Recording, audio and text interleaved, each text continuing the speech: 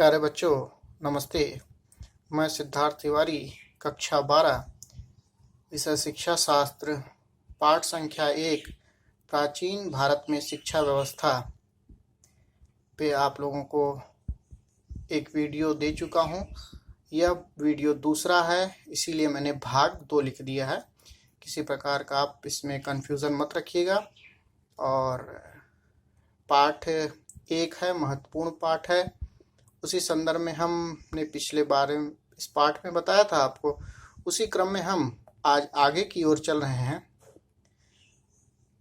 प्राचीन भारत में शिक्षा व्यवस्था, भाग संख्या 2। अब चलिए पहली हेडिंग देखिए क्या है। प्राचीन काल में प्राथमिक शिक्षा, यानी वैदिक काल के समय में प्राथमिक शिक्षा किस स्तर की थी। प्राथमिक शिक्षा का स्तर पर बालकों को वैदिक मंत्रोच्चारण सिखाया एवं कंठस्थ कराया जाता था। गुरुकुल में जो पढ़ने वाले छात्र अंतेवासी कहे जाते थे। गुरु तथा शिष्य के संबंध मधुर थे, आपस में काफी सामंजस्य था। गुरु शिष्य संबंध मधुर थे और पिता पुत्र के तुल्य थे। यानी प्राथमिक शिक्षा की प्रमुख विशेषता यही थी कि छात्र को कंठस्थ कराया जाता था। अधिक से अधिक चीजें, गुरुकुल में जो छात्र रहते थे उनको अंतेवासी कहा जाता था। फिर प्राचीन काल में उच्च शिक्षा पे हम चलते हैं। उच्च शिक्षा व्यवस्था में वेदों का विस्तृत अध्ययन कराया जाता था। पाठ्यक्रम में परा और उपरा नामक 2 विधाएं होती थी। यानी परा और उपरा नामक 2 विधाएं होती थी। यानी उच्च स्तर की शिक्षा में परा विद्या में वेद, वेदांग, पुराण, उपनिषद तथा आध्यात्म विषयों की शिक्षा प्रदान की जाती थी। और जबकि अपरा विद्या में भूगर्भ शास्त्र, तर्कशास्त्र, इतिहास, भौतिक शास्त्र की शिक्षा प्रदान की जाती थी। उच्च शिक्षा का प्रमुख केंद्र तक्षशिला और एवं पाटलिपुत्र था। यानी परा और अपरा के अंतर्गत उच्च शिक्षा को 2 भागों में बांट दिया गया था। परा के अंतर्गत वेदांग, वेद, पुराण, उपनिषद ये सब विषय आते थे। जबकि अपरा के अंतर्गत भूगर्भ शास्त्र, तर्कशास्त्र, इतिहास, भौतिक शास्त्र की शिक्षा दी जाती थी। उच्च शिक्षा का सबसे प्रमुख केंद्र तक्षशिला था। उच्च शिक्षा में व्याख्यान होता था, प्रवचन होते थे, शास्त्रार्थ होते थे, प्रश्नोत्तर तथा वाद विवाद जैसे शिक्षण पद्धतियों को अपनाया जाता था। उच्च स्तर की शिक्षा में इस प्रकार बहुत ही अच्छे तरीके से व्याख्यान, प्रवचन, शास्त्रार्थ, प्रश्नोत्तर के माध्यम से शिक्षण पद्धति चलाई जाती थी। अब हम प्राचीन काल में, यानी हमने 2 प्रकार के शिक्षण स्तरों को समझा है। यानी पहला प्राथमिक शिक्षा और उच्च शिक्षा। अब हम चलते हैं प्राचीन काल में स्त्री शिक्षा का क्या स्तर था। प्राचीन काल में स्त्री शिक्षा प्रतिबंधित तो नहीं थी, परंतु बालिकाओं के लिए अलग से शिक्षण संस्थान नहीं थे। जो उनको शिक्षा प्रदान की जाती थी वो अपने पिता, भाई या कुल पुरोहित द्वारा प्रदान की जाती थी। यानी उनको गुरुकुल नहीं भेजा जाता था और उनको जो भी शिक्षा दी जाती थी घर पे ही रह के उनको शिक्षा का प्रदान की जाती थी। और यह शिक्षा हमें लगता है कि उच्च वर्ग के ही लोगों के लिए विशेष कर थी। प्राचीन काल में उच्च शिक्षा प्राप्त करने वाली स्त्रियों को ब्रह्मवादिनी कहा जाता था। अपाला, घोषा, मैत्रेयी इस समय की विदुषी महिलाएं थीं। यानी ब्रह्मवादिनी थी।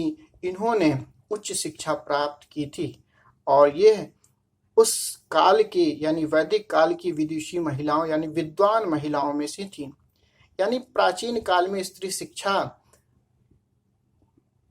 का स्तर अच्छा था। यानी देखा जाए तो कुल मिला के स्त्री शिक्षा प्रतिबंधित नहीं थी, पर कहीं ना कहीं ये भी इंगित हो रहा है कि उनको बालकों की तरह वह स्वतंत्रता नहीं थी। अब हम कुछ अन्य बिंदुओं पर आगे चर्चा करते हैं, जैसे प्राचीन काल में व्यावसायिक शिक्षा व्यवस्था। इसके अंतर्गत हम 5 बिंदुओं को पढ़ेंगे क्रमशः, और स्पष्ट होगा कि प्राचीन काल में किस प्रकार की व्यावसायिक शिक्षा व्यवस्था थी। प्राचीन काल में शिक्षा अधिकतम आध्यात्मिक थी, परंतु इसके साथ साथ छात्रों को, विशेषकर वैश्य वर्ग के छात्रों को व्यावसायिक शिक्षा भी प्रदान की जाती थी। व्यावसायिक शिक्षा के अंतर्गत निम्नलिखित विषयों की शिक्षा प्रदान की जाती थी। ध्यान दीजिए, उस समय भी व्यावसायिक शिक्षा का महत्व था और वर्ग के हिसाब से भी कुछ स्पेशलाइजेशन था, उनको शिक्षा प्रदान की जाती थी। जैसे वाणिज्य शिक्षा थी, वाणिज्य शिक्षा वैश्य वर्ग के लिए थी। सैन्य शिक्षा थी, वह क्षत्रियों के लिए थी। इस आधार पर भी शिक्षा प्रदान की जाती थी। चलिए सबसे पहले वाणिज्य शिक्षा पे बात करते हैं। वैश्य वर्ण के छात्रों को प्रदान की जाती थी। वाणिज्य शिक्षा के अंतर्गत प्रमुख रूप से व्यापार, कृषि और पशुपालन प्रमुख थे। इसमें बताया जाता था कि किस प्रकार से कृषि की जाए, किस प्रकार से व्यापार किया जाए, जिससे कि अधिकतम लाभ प्राप्त हो सके। मैंने कहा सैन्य शिक्षा पे विशेष वर्ग यानी क्षत्रिय वर्गों को प्रदान की जाती थी। इसमें अस्त्र शस्त्रों का ज्ञान, उनका परिचालन, व्यूह रचना, प्रयोगात्मक रूप प्रदान किया जाता था। यानी व्यावसायिक शिक्षा में सबसे पहले आपने पढ़ा वाणिज्य शिक्षा किसको दी जाती थी, लगभग वैश्य वर्ग के लोगों को। सैन्य शिक्षा अधिकतम क्षत्रियों को, इसके अंतर्गत उनको शस्त्रों का ज्ञान होता था, व्यूह रचना होती थी, किस प्रकार से उसका प्रयोग किया जाता था, इन विषयों पर बताया जाता था। यानी 2 व्यवस्था के बाद तीसरा शिक्षा थी चिकित्सा शास्त्र के संबंध में। ऐसे छात्र जो मानवीय गुण और मानवीय संवेदनाओं के साथ ही पैदा होते हैं, इस विषय में निदान और योग निदान आदमी संबंधित शिक्षा प्रदान की जाती थी।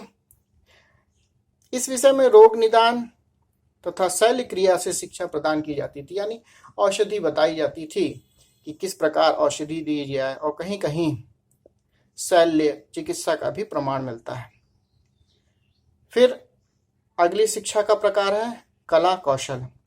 इस शिक्षा के अंतर्गत संगीत, कला, चित्रकला आदि विषयों की शिक्षा प्रदान की जाती थी, परंतु यह संस्थागत ना होकर मार्गदर्शन के रूप में होती थी।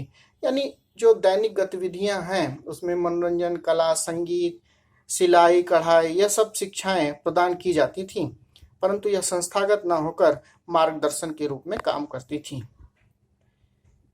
यानी अब हमने प्राचीन काल में व्यावसायिक शिक्षा व्यवस्था से संबंधित जो बिंदुओं पर चर्चा की, उसमें वाणिज्य शिक्षा, सैन्य शिक्षा, चिकित्सा शिक्षा, कला कौशल, इन बिंदुओं के बाद अब हम चलते हैं प्राचीन भारतीय शिक्षा के प्रमुख दोष। क्या क्या दोष जो वैदिक कालीन शिक्षा में थे, जरा उन पे भी हम थोड़ी सी चर्चा कर लेते हैं, तो पाठ लगभग अब समापन की ओर है, फिर स्पष्ट हो जाएगा।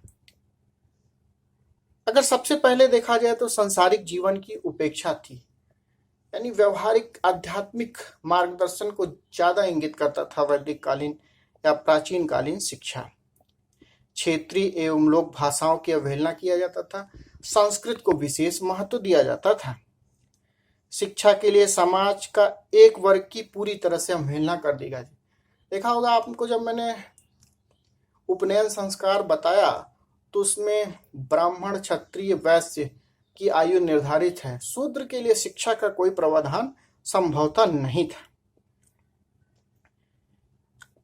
शिक्षा में धर्म को सामान्य से अधिक महत्व दिया जाता था। जीवन में व्यवहारिक पक्ष की अवहेलना की जाती थी। शिक्षा में हस्त कौशलों का समावेश भी नहीं के बराबर होता था। अगर हम इन बिंदुओं को देखें तो यह प्रमुख दोष हैं जो कि उस समय कहीं ना कहीं दिखाई, यानी एक वर्ग विशेष को शिक्षा से वंचित कर दिया जाता था। आध्यात्मिक शिक्षा ज़्यादा थी, धर्म को ज़्यादा महत्व दिया जाता था।